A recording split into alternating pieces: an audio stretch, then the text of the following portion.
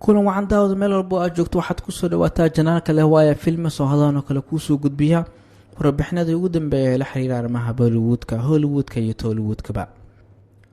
warbixintana maanta waxaan kusoo qaadanaynaa taariikhda kooban ee Sonu Sood waa jilaal leh qalbi dahab xilligii loogu guda jiray faafidda caabuqa coronavirus ayuu wuxuu caawiyay dad ku nool xadka asagoo hoy iyo cunaba siiyay dejiyana hotelkiisa wuxuuna magaalada Nagpur ku bartay maadada engineerinka. wuxuu had iyo jeer jeclaa inuu jilaa noqdo. wuxuu xirfadiisa ka bilaabay modelka wuxuuna Mumbai u tagay inuu xirfadiisa jilinka bilaabo. wuxuu 5 ilaa iyo ruux dhalinyaro ah la degnaa hal falaad ee 1 BHK. maadaama uu ahaa qof ka baxsan haddana wuxuu wajahay dhibaatooyin badan. 1999 ayuu wuxuu kusoo caanbaxay filimkiisa Kalazagar. wuxuu markii uu kasoo muuqday filimka Super wuxuu bandhigaasi noqday mid aqoonsi siiya.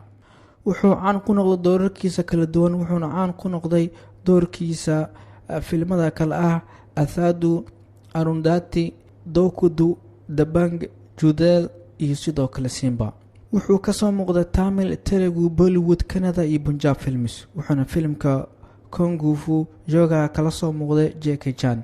wuxuu ku guuleystay abaalmarinta kale ah Nandi Awards iyo Filmfare Telugu Award.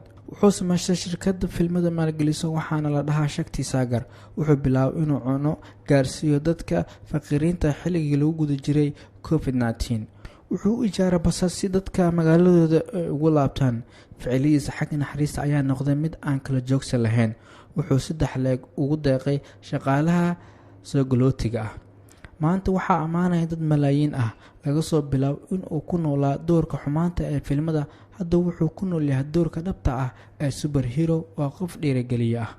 inta ayaan kusoo afmeeraynaa warbixintan aan kaga hadlaynaa taariikhda kooban ee Sonu Sood. haddaad ka heshay warbixintan la wadaaga asxaabtaada hadday tahay markaada ugu horeysa ee janaalkana subscribe inoo saar.